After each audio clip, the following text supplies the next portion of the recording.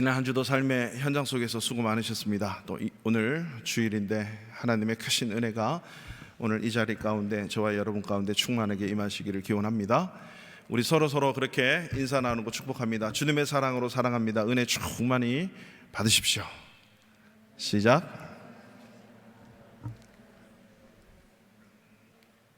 할렐루야. 다음 주는 우리 교회 29번째 생일입니다. 29살이 됐대요.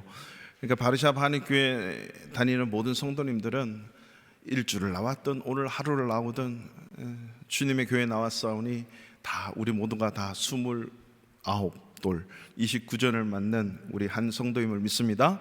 그래서 아멘을 안 하셔도 되지만 제가 아멘 할 테니까, 아무튼 그런 29주년에 또 다른 새로운 각오와 마음이 우리 교회 가운데 회복되어지고 또 각오되어지기를 축원합니다. 29주년 다음 주 우리 또 함께 예배했으면 좋겠습니다. 우리가 살아가는 삶의 대부분에는 이런 삶의 원리가 있습니다. 그래서 이 원리대로 우리가 살아가면 건강도 기분도 아주 좋아지고 행복해집니다. 공부하는 데도 원리가 있고 운동하는 데도 원리가 있고 또 여러 가지 구석구석에 보면 모든 것에 원리가 있다는 사실 여러분 잘 아시죠? 그래서 보통 낮에는 잠을 자면 안 되죠. 낮에는 일을 하고 밤에는 잠을 자고, 특별히 이 하루를 24시간으로 우리가 사용하고 있는데 24시간을 잘 사용하면 참 상쾌하고 기분이 좋아요. 보통 8시간 일하고 8시간 잠을 자고 8시간 밥 먹고 내일 보고 뭐 못다한 일 좀 하고 운동도 하고 이렇게 잘 지내면 하루 24시간이 어느 누구에게나 동일하게 주어졌는데 참 행복한 시간들을 보낼 수 있다라고 하는 것입니다. 나는 하루 48시간 24시간도 모자라 이렇게 말하지 말고 주어진 시간에 나를 맞추면 참 이 행복하고 건강한 삶을 살 수 있다라고 하는 거죠. 그래서 우리 몸에는 배꼽 시계가 있어서 때가 되면 배가 고프고 먹어야 되고 잠을 자야 되고 일어나야 되고 이런 게 있잖아요. 그런 걸 생체 시계라 그래요. 생체 시계. 그래 인류가 이 생체 시계, 배꼽 시계, 시계를 되게 우리 이 몸에도 뭔가 있다. 저 시계처럼 우리 몸에도 시계가 있어. 4계절이 있고 365일이 있고 52주가 있고 1주가 있고 하루 24시간이 있다. 이거에 잘 맞춰서 살면 건강해지겠다. 이렇게 막연하게 우리가 알고 살아갔는데요, 놀랍게도 2017년에 노벨 생리학상을 받은 이 3명의 의대 교수가 이것을 과학적으로 실질적으로 발견을 해서 노벨 생리의학상을 받았어요. 그동안 막연하게만 느껴졌던 것. 그래서 이 생체 시계의 비밀을 푼 이 의학자들이 미국 록펠러 대학 마이클 영, 브랜다이스 대학교 제프리 홀, 마이클 로스바시라고 하는 이 3명의 의학자가 무려 1980년 초부터 약 40년 동안 이 인체의 세포와 유전자 모든 호르몬을 연구를 했어요. 40년 가까이. 이것을 갖다가 과학적으로 의학적으로 증명을 해서 세상에 발표를 했어요. 이것이 노벨 생리의학상을 받았다라고 하는 거죠. 보통 모든 인간은 아침에 해가 뜨면 일어나고 해가 지면 잠을 자고 이렇게 생각을 했는데요, 이것이 빛의 자극에 의해서 움직여지는 것이 아니라 24시간이라고 하는 이 하루 일주기를 통해서 우리의 유전자와 우리의 체세포 모든 세포들이 변화된다. 그래서 생체 주기가 피리오드라고 하는 이 유전자가 발현하는 단백질 농도가 빛에 의해서 나의 어떤 그것에 의해서 움직여지는 것이 아니라 24시간이라고 하는 그 일주기로 인해서 생물학적인 현상으로 바뀌어지는 거죠. 그래서 사람의 이 24시간이 너무 중요하다. 그래서 이 사람이 24시간의 이 조절이 생체 시계라고 하는 뇌뿐만 아니라 우리의 세포 하나하나까지도 다 존재하고 움직여 간다라고 하는 것이에요. 24시간에 우리의 세포와 우리의 삶을 맞춰가는 것이다 라고 하는 거죠. 그래서 이것이 꼭 인간뿐만 아니라 이 땅에 존재하는 생명체는 다 이 24시간 주기에 맞춰져 있다라고 하는 것을 발견을 하게 됩니다.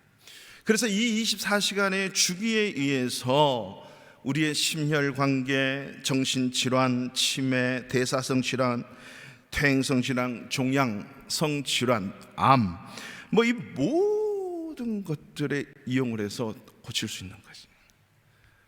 놀랍지 않습니까? 그래서 사실 2017년도 이게 발표가 되면서 제가 공부를 해가지고 막 성경처럼 막 복음을 전하고 다닌 기억들이 있는데, 나아가서 더 놀라운 사실 중에 하나는요, 불면증에 시달린 사람들 참 잠이 안 오면 정말 힘들어요. 그래서 잠자는 시간 늘려보고 잠을 자고 뭐 약을 먹고 하는데, 그러지 말고 기상 시간을 정확하게 딱 지켜라. 힘들어도 기상 시간을 정해놓고 움직이면 그것에 적응되면 거의 대부분 이겨낸다라는 것도 얘기하고 있어요. 더 나아가서 또 놀라는 것은요, 새벽 4시와 6시 사이에 기상하는 습관을 들일 때 우리의 호르몬과 유전자가 이 세포에 미치는 영향은 가장 건강하게 미친다네. 그래서 놀라워요. 우리 대한민국이 아침 새벽기도 보통 5시, 4시 반, 6시. 이야, 이거는 이미 예수님께서 새벽기도 하시고 구약의 모든 사건들이 새벽에 일어나고, 새벽기도가 이 새벽 우리 교회는 5시 40분인데 이야, 여기에 탁 맞춰져 있는 거지. 이미 하나님은 사계절을 창조하시고 365일을 창조하시고 한 달을 창조하고 4주, 그 다음에 7일, 24시간 지구의 공정과 자전, 이 모든 천체 만물 우주 역사를 주관하셔서 다 그렇게 하나님이 알아서 돌려주고 있는데, 인간은 이거 하나 발견해내는 거죠. 그래서 봐라, 하나님의 위대함은 이미 증명이 된 것이다. 그래서 이 새벽기도, 여러분 이거 정확하게 매 그 시간에 일어나거든요. 이게 아무것도 아닌 것 같은데 우리를 얼마나 건강하게 한 것임을 노벨 생리의학상 받은 분들이 이렇게 증명을 해놨어요. 별로 공감을 안 하는 것 같은데, 제가 노벨 의학상 받은 게 아니고 그분들이 받은 걸 그냥 말씀해 준. 그래서 걱정이 됐어요. 내일 새벽부터 새벽 5시에 막 몰리면 어떡하나. 우리 성도들 막 새벽기도 살아있고 막. 저는 그랬으면 좋겠어요. 삶에 이런 원리가 있듯이 영적인 것도 원리가 있다는 사실을 아십니까? 이 영적 원리에 맞게 신앙생활을 하고 신앙의 삶을 살면요, 우리의 삶이 엄청 복되고 행복해요. 여러분, 교회에 들어오시다가 우리 게시판에 붙어있는 그 3가지 우리 성도들의 3대 실천 사항이 있어요. 물론 4가지를 붙여놨어요. 기억나세요? 시작, 한번 읊어보세요. 시작. 말씀 안 하셔도 제가 다 알아들어요. 하나님 중심, 성경 중심, 교회 중심. 한번 따라해 볼까요? 하나님 중심, 성경 중심, 교회 중심. 이 말은요, 하나님의 원리, 성경의 원리, 교회의 원리, 하나 더 예배의 원리는 추가적으로 붙여놓는데, 이 중심이라고 하는 말은요, 그 원리대로 살면 신앙의 삶이 힘이 있다라고 하는 거죠. 사실 여기다가 사람을 붙여도 돼요. 하나님의 사람, 성경의 사람, 교회의 사람. 이 모든 하나님 중심, 말씀 중심은, 성경 중심은 많이 들어봤는데, 이 교회 중심이라는 것이 너무 약해 보이는 거예요.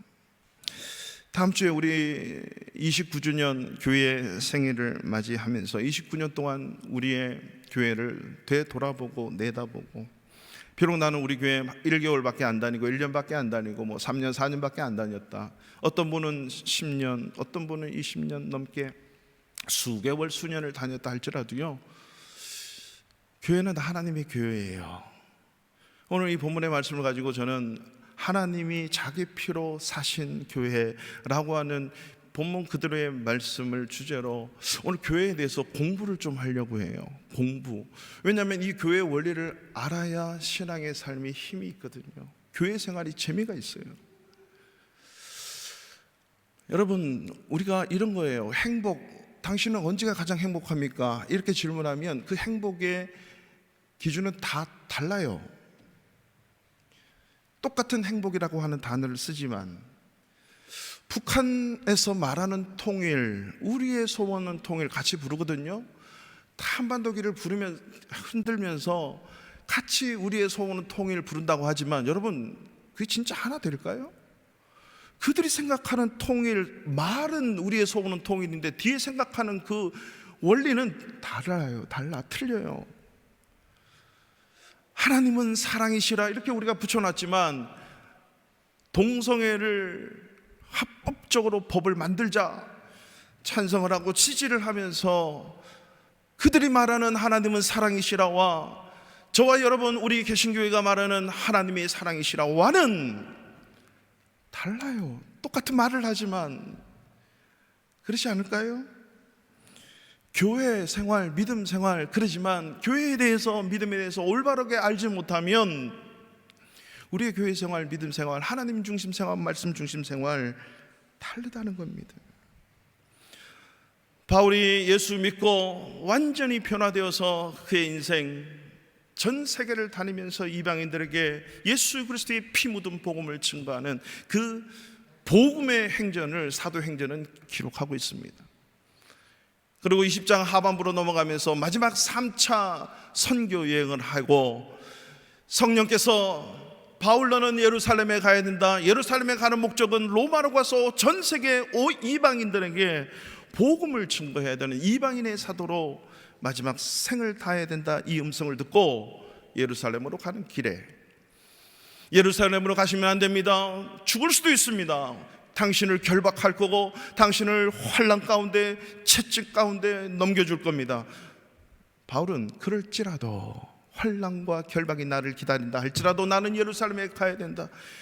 이 말씀 앞에 순종하기 위해서 그렇게 자기가 3년 동안 교회 개척하고 목회했던 그 에베소 교회를 들르고 싶었는데 못 들르니까 그 가장 자기가 현재 있는 밀레도라고 하는 에베소에서 북쪽으로 떨어진 그 도시에서 바로 예루살렘으로 가야 되니 에베소 교회 장로들을 청합니다. 다 올 수 없으니까 에베소 교회 일꾼들을 청해서 저에게 오십시오. 그랬더니 달려왔어요. 그리고 그 함께 만나서 회포를 풀고 사랑을 나누고 그리고 그들에게 당부하는 말씀이 오늘 바로 20장의 하반부, 오늘 우리가 읽었던 그 말씀이라고 하는 거죠. 그렇다면 오늘 우리 세 절의 말씀을 통해서 주님은 오늘날 이 시대에 우리에게 무슨 말씀을 하고 계실까 본문을 통해서 우리 공부를 좀 했으면 좋겠어요. 첫 번째로 주님은요, 교회의 가치, 교회의 소중함에 대해서 말씀하고 있는 것이에요. 교회가 얼마나 중요한가. 우리 28절 다시 한번 읽어볼까요? 시작. 여러분은 자기를 위하여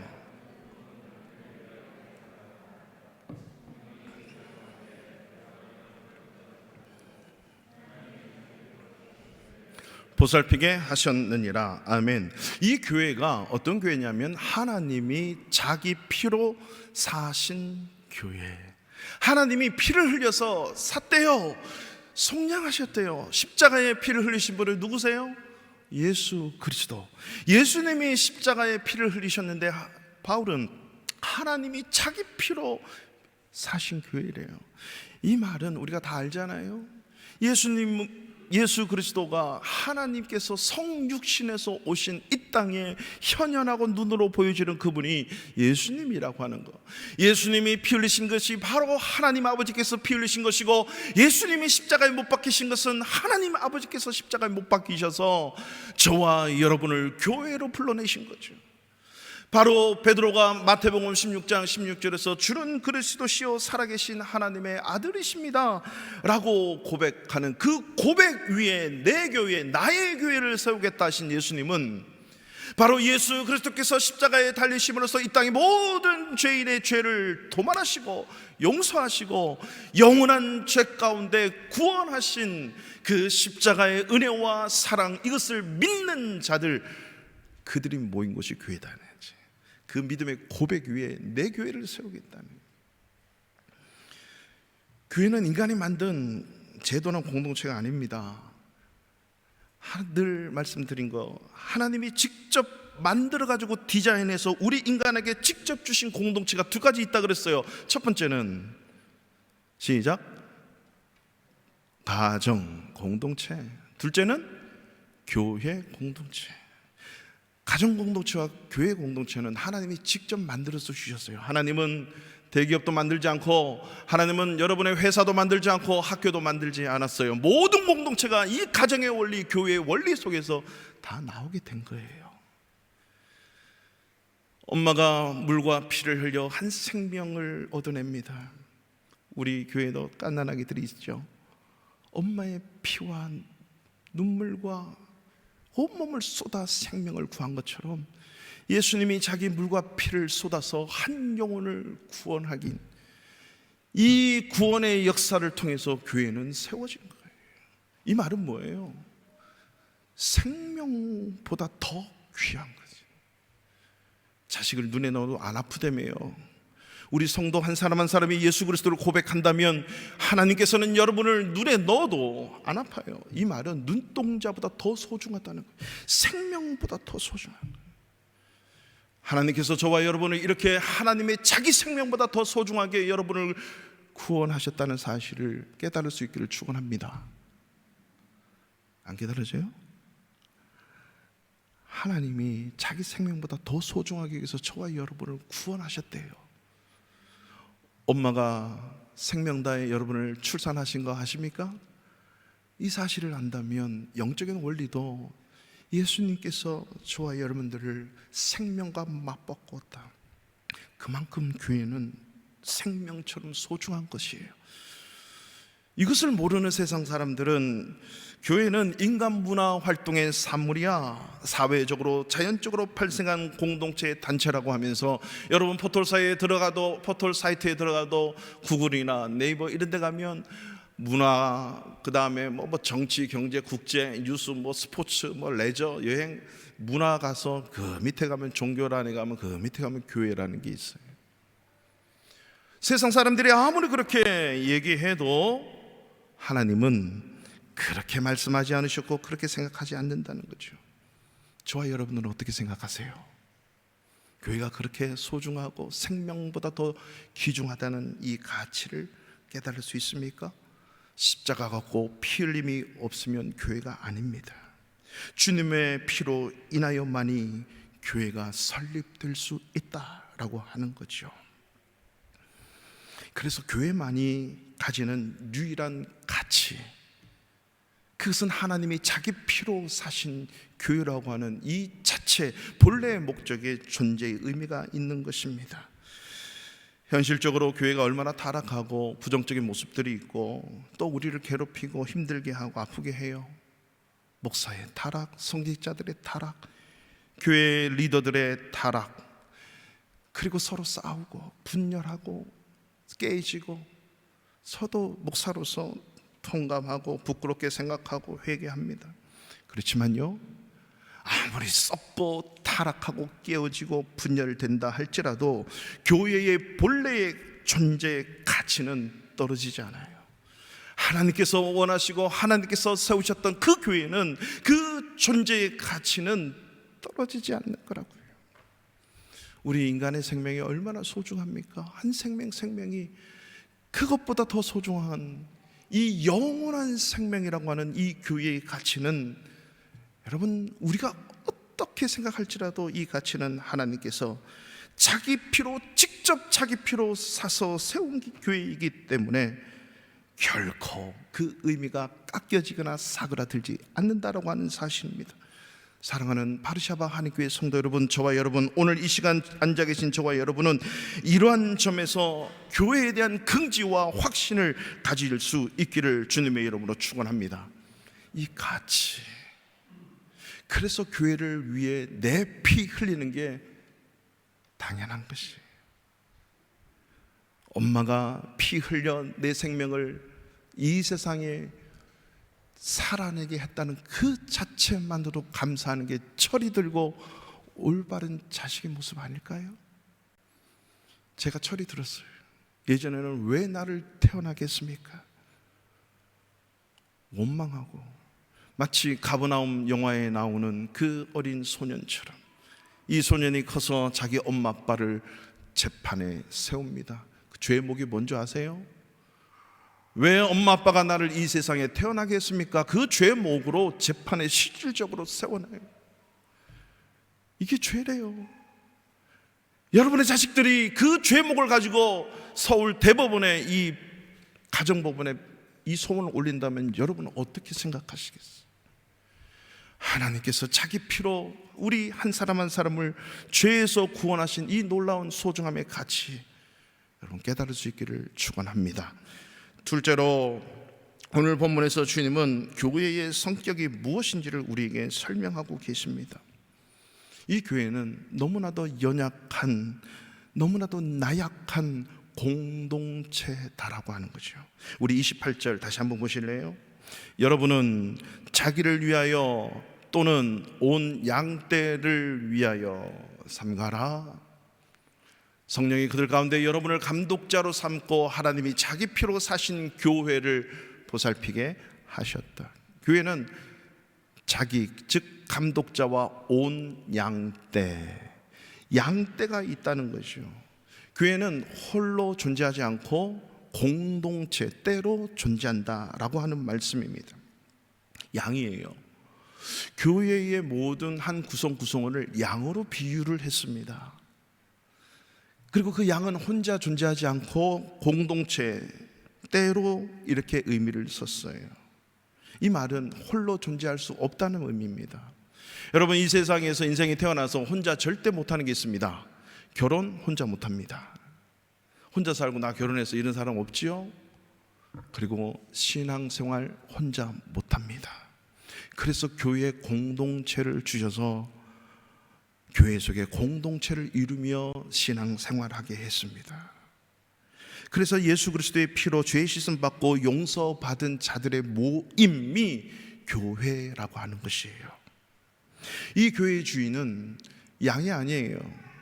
감독자도 아니고 하나님이 자기 피로 사셨기 때문에 내 교회, 주님의 교회예요. 하나님이 주인이고 예수님이 주인이세요. 우리 모두가 다 양이에요, 양. 그래서 이 공동체는 알겠는데 왜 양으로 표현을 했을까? 구약에도 양으로 표현되어 있고 신약에도 양이고 예수님도 항상 우리를 양.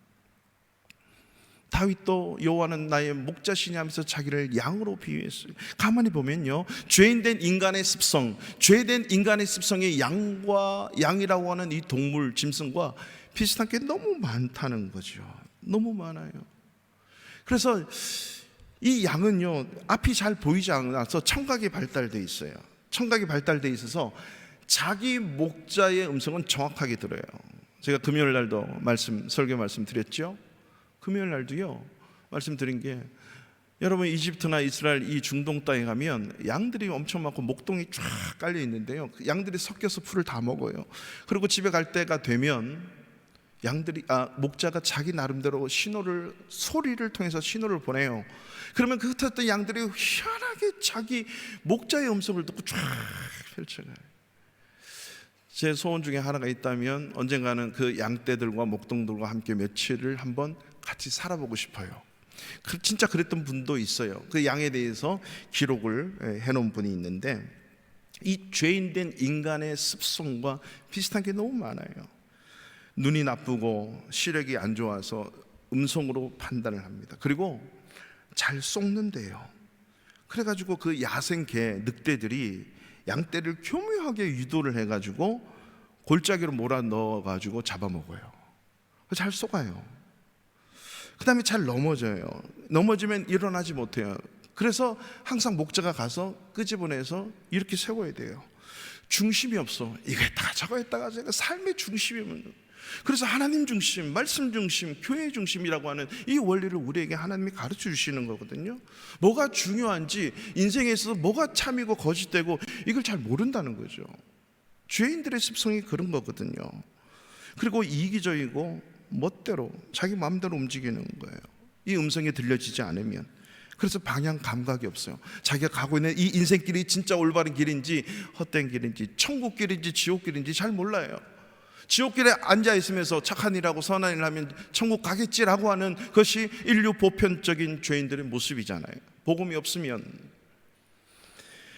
뿐만 아니라 이 방어력이 제로예요. 자신을 방어할 능력이 없는 연약한 존재가 양이에요. 그리고요, 중요한 한 가지는요, 죽을 때가 되면 온순해진답니다. 여러분, 개 잡아보셨습니까? 돼지 잡고 소 잡아보셨나요? 저는 시골에서 자라서 개 잡고 돼지 잡고 소 잡는 걸 많이 봤어요. 그렇다고 해서 저희가 백정 출신은 아닙니다. 저희 동네 잔치를 하고 교회 잔치를 하면 그것이 시골의 모습이었어요.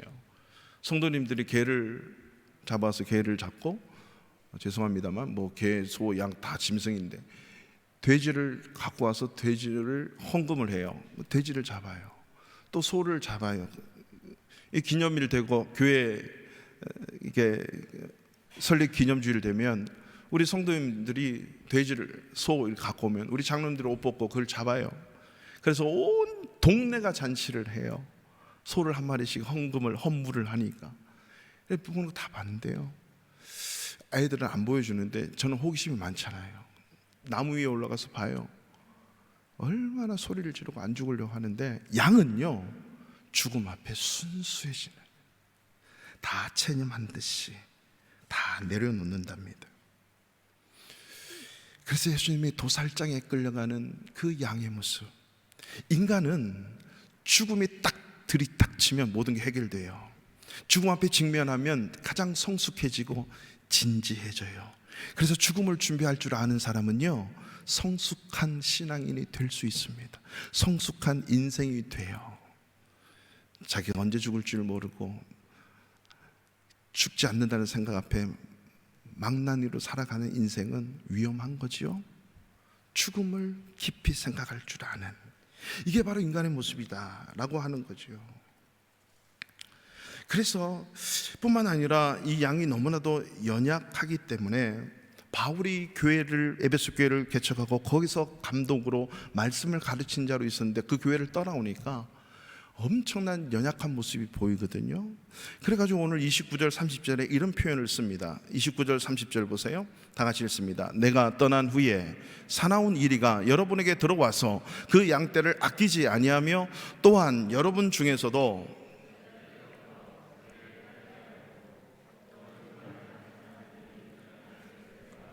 아멘. 마지막 세 번째로 교회의 모습은, 말씀하시는 교회의 모습은 이런 약점이 있기 때문에 반드시 교회가 필요로 하는 게 있는데 일꾼이다. 오늘 본문에는 감독자, 장로 이런 표현을 썼어요.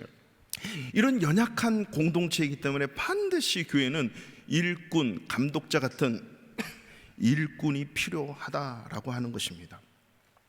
바울이 말씀으로 가르치고 양육을 했는데 바울이 떠나니까 어떻습니까? 사나운 이리가 여러분들에게 들어와서 양떼를 아끼지 않는다. 양떼를 마구 휘저어요. 그리고 뿐만 아니라 외부 세력에 들어올 뿐만 아니라 내부 안에서도 여러분 중에서도 제자들을 끌어 자기를 따르게 한다. 분열하고 이간하는 거예요. 교회 안에 분열과 이간은, 이거는 철저하게 죄인된 모습이죠. 절대 있어서는 안 돼요. 어떻게 쓰든지 하나 되게 만들고 어떻게 쓰든지 하나 되려고 노력해야 돼요. 이게 교회의 모습인데 외적, 내적 가장 근본적인 문제, 연약한 양떼 같은 공동체이기 때문에 외부에서 교회를 파괴하려고 양떼를 무너지게 하려고 흩어지게 하려고 하는 존재, 이런 세력들과 내부 안에서 여러분들 중이라고 하는 장로들 중, 감독자들 중에서, 교회 리더들 중에서 이렇게 분열을 시키는 거예요. 내 파, 나를 따르는 파, 이 파, 저 파. 파를 나누는 거예요. 이가라는 거예요. 뿐만 아니라 어그러진 말을 하는 사람들, 말 한마디로 이렇게 무너지게 하는 거예요. 그것을 내가 아노니. 이미 이런 일들은 있어지기 마련이에요. 여러분, 그래서 교회는요, 이 세상에 존재하는 모든 교회는요, 여러분 어떤 교회를 가도 완벽한 교회가 없습니다. 만약에 여러분이 세계 방방곡곡을 다녀서 우와 이거 진짜 교회야, 완벽한 교회라고 딱 하는 순간 여러분 때문에 그 교회는 완벽하지 못해져요. 이거는 제가 하는 말이 아니라 이미 2000년 전에 하나님이, 수천 년 전에 예수님이, 그 예수님의 피를 받은 바울이 이미 얘기했어요. 오늘날도 마찬가지예요. 저와 여러분의 육신의 장막이 무너지지 않는 한 이 땅에 완벽한 교회는 없고, 그 완벽한 교회는 하늘의 예루살렘, 하늘나라의 영원한 교회가 거기에 존재하는 거예요. 그래서 우리에게 감독자가 필요한 거예요. 물론 교회는 하나님이 세우셨고 예수님이 교회의 머리이고 예수님이 교회의 주인이세요. 예수님이 지키시고 보호하시고 성령을 통해서 역사하시고 그 어떤 음부의 권세가 흔들지 못하는 것이 교회예요. 그럼에도 불구하고 하나님은 인간을 필요로 하는 거예요. 사람을 세우시고 감독자를 세우시고 장로를 세우시고 일꾼을 세워서 양떼를 돌보게 하는 거죠. 그래서 교회의 약점이 보이면 저거는 내가 해야 될 일이구나, 내가 일꾼 되어야겠다. 여러분, 교회의 연약한 부분이 보이죠? 여러분이 하셔야 되는 일이에요. 그 어떤 누가 하지 않습니다. 교회 이러니까 저거 왜 안 하나? 내가 해야 돼. 그 일을 할 수 있기를 축원합니다. 내가 해야 돼. 내가. 왜냐하면 그 일을 누가 하는 게 사람이. 그래서 교회는 일꾼이 얼마나 있는가에 따라서 교회가 보여요. 저는 개인적으로 모든 여성들은 다 권사님이 되기를 원하고 모든 남성들은 다 장로님이 됐으면 좋겠어요. 저는 그래요. 왜? 이게 진정한 감독자, 직분자, 일꾼이기 때문에. 전 인민의 간부라는 소리를 여러분 들어보셨죠? 전 성도의 일꾼화 되는 거예요. 29주년 30주년을 맞이하면서 우리 교회가 지금 달려온 29년을 뒤돌아보고 앞으로 남은 때를 바라보면서 주님이 다시 오실 때 우리 바르샤바 한인교회를 향해서, 그리고 그 속에 있는 김성수 목사와 저와 여러분을 향해서 무엇이라고 말씀하실 것인가, 이거를 우리가 미리 내다본다면 좀 더 지혜롭고 이 영적 원리로 인생을 살아갈 수 있지 않겠습니까? 오늘 17절에 보면 그 감독을 뭐라고 얘기합니까? 17절 성경 가진 분들 보십시오. 바울이 밀레도에서 사람을 에베소로 보내어 교회 장로들을 청하니, 즉 에베소 교회 장로들이 지금 바울을 만나기 위해서 밀레도 지방으로 왔다. 그들을 감독자다 이렇게 표현을 합니다. 그 감독자가 하는 일이 뭐예요? 28절을 보세요. 성령이 그들 가운데 여러분을 감독자로 삼고, 즉 장로들을 얘기하죠. 일꾼을 삼고 하나님이 자기 피로 사신 교회를 보살피게 하셨느니라. 이 감독자가 해야 될 일, 일꾼들이 해야 될 일은 교회를 보살피는 거예요. 연약한 공동체를 보살피는 일이 모든 일꾼들, 직분들이 해야 되는 일이에요. 원래 교회는요, 초대교회는 감독이 따로 있었고, 감독은 없었고 장로라고 하는 게 있어요. 구약시대부터 이 장로 제도가 있었잖아요. 원래 초대교회도 장로가 있었는데 그 장로는 어떤 장로냐면, 첫 번째는 말씀을 가르치는 거예요. 베드로에게 주님의 양이죠. 주님의 양을 먹여라, 주님의 어린 양을 치라, 주님의 양을 먹이라. 이 말은 말씀 사역이에요. 내가 너에게 분부한 모든 것을 잘 가르쳐라, 그리고 잘 지키게 해라. 이게 말씀 사역이에요. 이 말씀 사역을 하는 자들이 장로예요. 근데 바울이 그 교회를 떠나면서 말씀 사역자가 없으니까 그 감독, 나머지 장로들 중에 말씀 사역을 잘 하도록 감독을 세워놓고, 나머지 장로들은 이 말씀 사역이 잘 이루어질 수 있도록 푸른 꽃, 푸른 풀밭, 맑은 시냇물로 잘 하도록 이 감독, 즉 말씀 사역을 하는 장로를 잘 보좌하고 양떼를 돌보도록 그런 나머지 장로들을 두신 거예요. 말씀 잘 가르치는 장로를 세워서 그 일을 하게 하고, 그리고 모든 양떼를 돌보는 이 두 부류의 장로, 오늘날 이 시대에 내려오면서 이 장로는 교회에 여전히 존재하는데, 목사도 원래는 장로예요. 그리고 교회 안에 장로라고 하는 게 있죠. 이 장로는 목회자를 잘 보좌해서 자기 모든 삶을 살아가면서 교회의 양떼를 보살피는 이 일을 하는 게 장로, 오늘날 장로님이죠. 원래 종교개혁 시대까지는 로마 카톨릭이 너무나도 이 말씀을 잘못 오용하고 남용을 해가지고 성직자와 평신도를 완전히 갈라놓고 성직자들의 그 교권만 강조해서 예수님보다 더 높은 위치에 올려놨기 때문에 종교개혁자들은 이거는 말씀이 아니야 하고 완전히 거부하고 개혁을 일으켜서 교회 안에 진정한 직제는 장로와 집사밖에 없다. 그 장로 중에 가르치는 장로와 치리하는 장로, 이 치리하는 장로는 가르치는 장로를 잘 보좌해서 교회 모든 성도들이 올바른 말씀의 꼴을 먹을 수 있도록 그 역할을 하는 게 장로. 그리고 말씀 가르치는 사역하는 자가 목사, 이렇게 둔 거예요. 여러분 공부 잘 하셔야 됩니다. 그리고 여기서 집사는 7집사 안수 집사를 얘기하는 거죠. 그래서 이 두 직책으로 교회가, 그러니까 모든 성도가 이 일에 함께 직분자 일꾼이 되어 주님의 교회가 만들어지는 거죠. 이것이 오늘날 우리 교회의 일꾼들이다라고 하는 것입니다. 이걸 직분자다 얘기하는 거죠. 그래서 오늘날 교회 재직들은 이 목사부터 시작해서 장로, 안수집사, 권사, 서리집사, 그 다음에 필요에 따라 셀리더, 교사, 임원, 교회 안에 이런 직분들을 다 뒤집습니다. PPT를 넘기는 이 직분자까지도, 이게 다 교회의 일꾼이다라고 하는 것이에요. 교회의 모든 양떼들이 다 부족하기 때문에 서로의 필요를 채워주고 연약하고 연약한 이 공동체를 돌보아 주는 거죠. 말씀으로 잘 양육해야 되고 영적으로 건강하고 믿음 생활 잘하고 주님을 닮아갈 수 있도록 돌아보는 거예요. 뿐만 아니라 가정 생활을 건강하게 잘 유지하고 직장과 회사와 사업과 모든 생활을 말씀의 기초에서 믿음으로 잘 살아내도록 섬기는 자들이 바로 오늘 감독자, 직분자, 모든 일꾼들이다라고 하는 것이에요. 교회 안에는 이런 일꾼들이 많아야 올바른 교회, 진정한 교회, 건강한 교회가 되는 것이에요. 그래서 여러분 교회 안에 오셔서 한번 쭉 둘러보셔야 돼요. 내가 우리 연약한 교회를 위해서 할 수 있는 게 뭐가 있을까? 저는 한 가지 작은 소망이 있다면, 누가 아침 일찍 오셔서 이 멋진 이 필드 마당 탁 돼 있는데 이 냉커피, 온커피, 티를 좀 바깥에서 탁 이 봉사하시는 분이 있었으면 좋겠어. 일찍 오셔서 서로 성도의 교제가 있고 함께 나누고 아픔도 얘기하고 즐거움도 얘기하고 하나님을 얘기하고, 그리고 10시 되면 모여서 하나님을 찬양하고 예배하고 영광 올려드리는 그런 진정한 모습의 교회. 제가 어릴 때부터 신앙생활을, 교회 생활을 했는데 이번 말씀을 준비하면서 생각했는데 총 우리 교회까지 9번째 교회더라고요.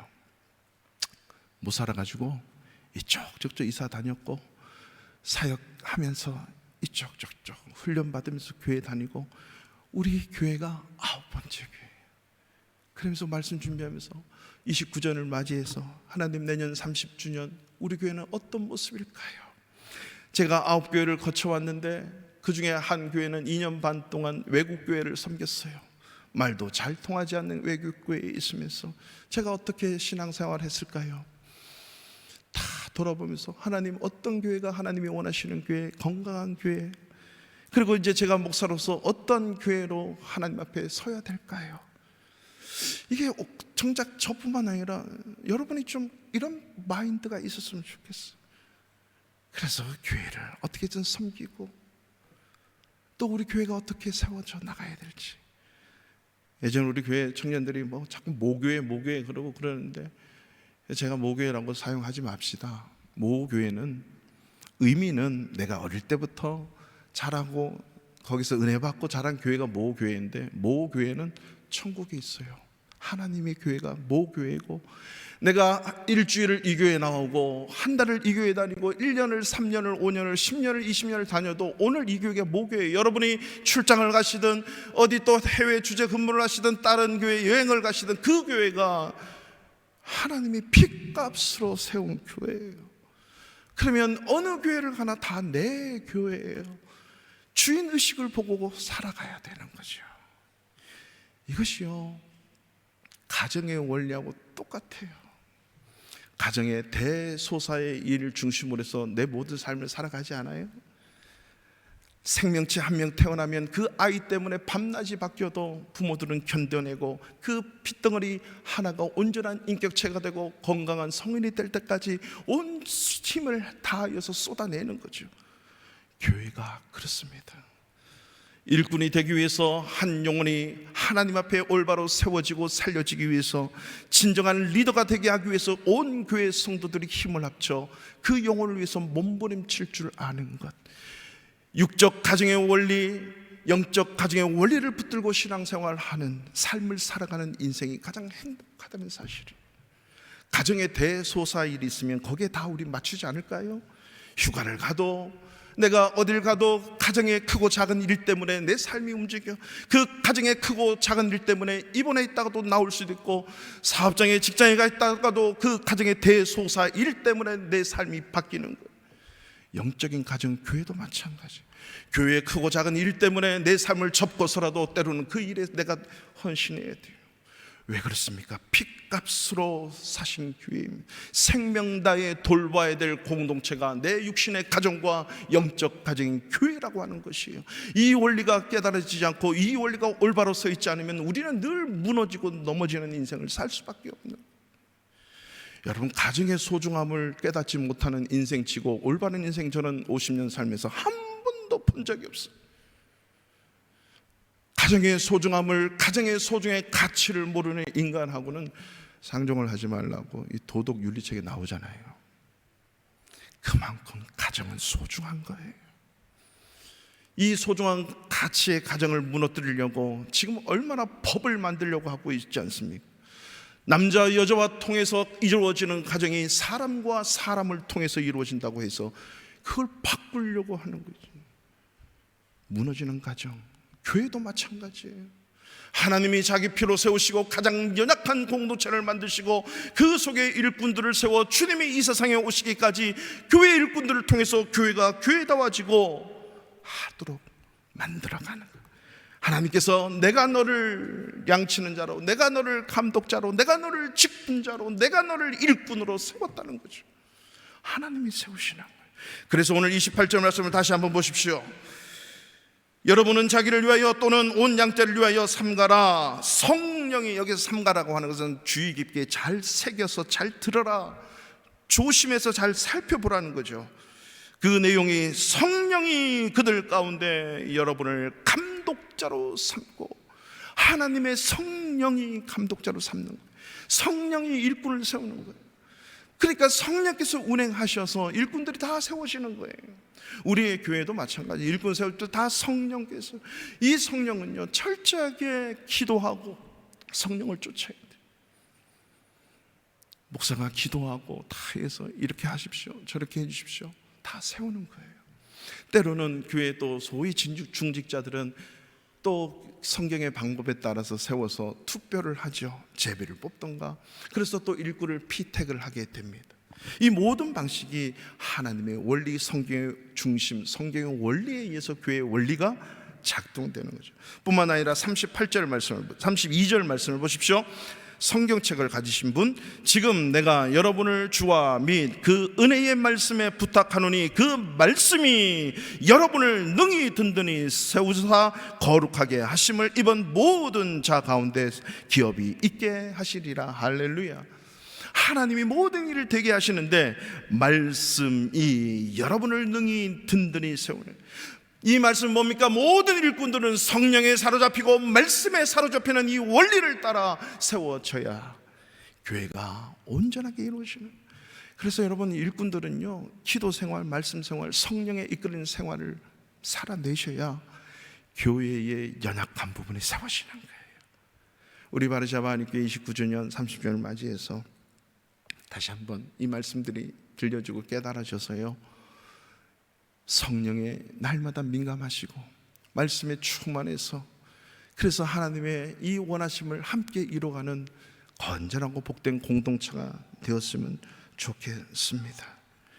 그래서 오늘 본문의 말씀을 통해서 우리 29전을 이제 다음 주에 돌아보면서 교회가 어떤 교회로 나가야 되는지, 교회의 진정한 가치와 성격과 연약한 공동체임을 알고 약점을 알고, 그래서 내가 세워졌구나, 그래서 내가 이 교회에 왔구나, 그래서 나를 이 바르샤바의 한인교회에 보내셨구나.